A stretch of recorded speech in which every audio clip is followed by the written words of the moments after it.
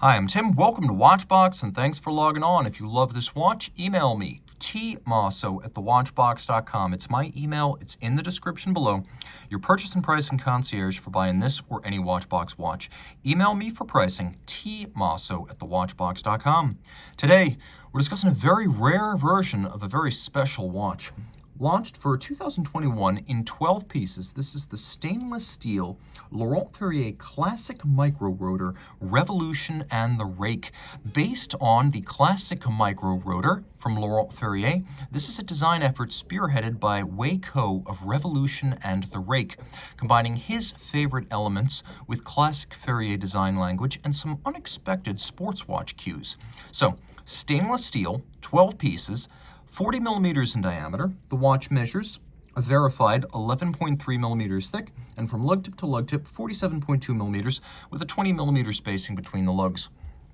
We'll throw it on my wrist, which is 16 centimeters in circumference, and you can see it wears well. First, with a sloped case and relatively thin profile, it slides easily under a cuff. You can also see that I've got plenty of clearance on each side. As the bracelet flares out, it doesn't pull straight down, which indicates that the lugs are nowhere near the edge of my wrist. So, on a bracelet, I think you could wear this watch on a wrist of 14.5 centimeters circumference. Now, it also comes with a strap, which is made of calfskin on the top and Alcantara on the bottom. So if you were to wear this watch on its accessory strap, I think you could fit it on a wrist as small as 13.5 centimeters circumference. The bracelet is a beautiful part of this accessory set, and it's why I say there are some sports watch elements here. You've got a steel case, and then you've got a straight bar Milanese bracelet. So the straight bar, like a grand old 1950s or 1960s bracelet, including those found on dive watches, gives this a burlier and more rugged aesthetic. On the bracelet, it's got a different character to it. Everything's in high polish, of course. There's a German company called Stibe that designs these mesh bracelets and makes them for almost everyone, from Omega to Breitling to apparently Laurent Ferrier, but they start with an enormous carpet weave of chainmail. They then cut the size and shape desired, and then laterally they finish off all of the raw edges and the sharp burrs to create this beautiful polished profile with seamless flush links. Now, it is sized conventionally. You can see that there are removable links that are fixed by screws, so it's actually quite easy to size this bracelet using a jeweler's screwdriver.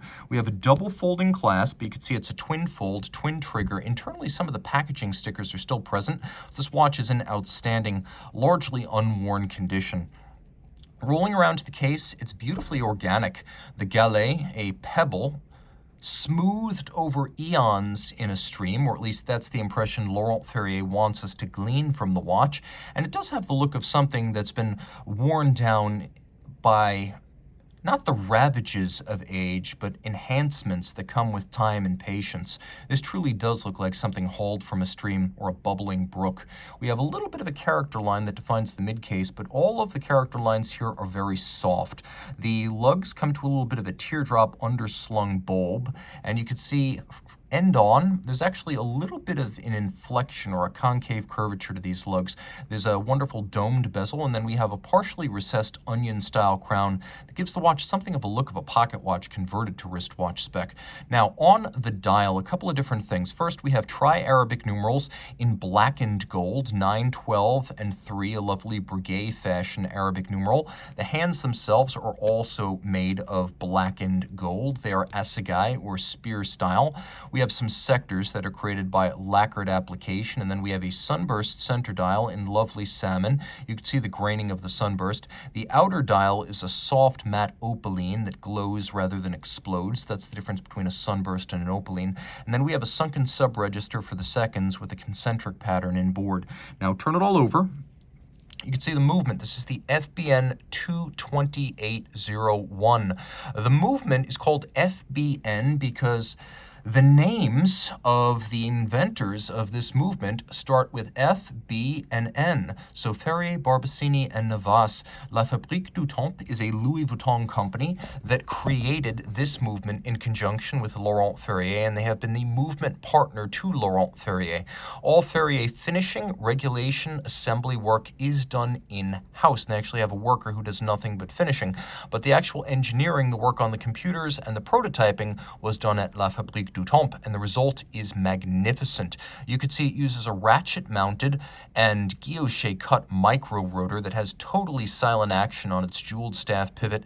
It energizes a single-barrel 3-day power reserve. You can see it has a traditional pocket watch-like center wheel architecture. It's adjusted in 6 positions, giving deviation no place to hide, so dial up, dial down, crown left, crown right, crown up, crown down. A lot of chronometers and high horology watches still use just 5 positions. 6 is better. This pivot's on 35 jewels, and you can see the real innovation here. There's some materials technology going on. First, the stuff you can see easily.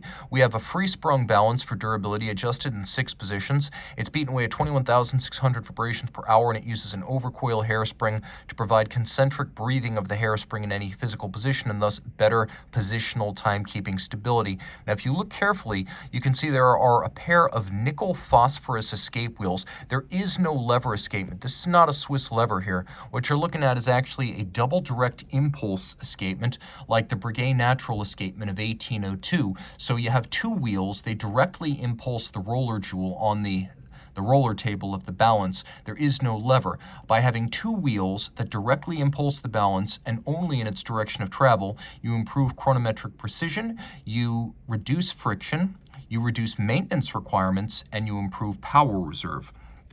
Now, in terms of finishing, you can see there's quite a bit to celebrate. We have yellow gold gilded bridges. The bevels are a mile wide, and you can see that well right here.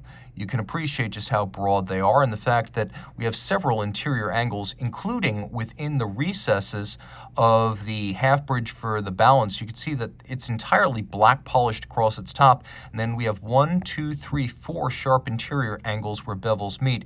We've got another one adjacent, yet another one adjacent, yet another one adjacent, and then the best interior angle on the bridges is adjacent to the center wheel. You can see that the wells for the jewels are incredibly broad and a partridge eye polish, and then we have a black polished and beveled steel bridge for the micro-rotor. The mounting underneath has been circular satinated. All of the screw heads are black polished with chamfered slots and circumference, and then if you look carefully, you can see even the wheels have been carefully finished in detail. They've got a little bit of interior beveling, which is incredibly rare in a watch at this price point. Reach out to Team Mosso at thewatchbox.com for purchase and pricing details. And one last quick note, 30 meters water resistant. So while it might look a little bit like a sports watch, don't treat it that way. Again, reach out to me, T Mosso at thewatchbox.com.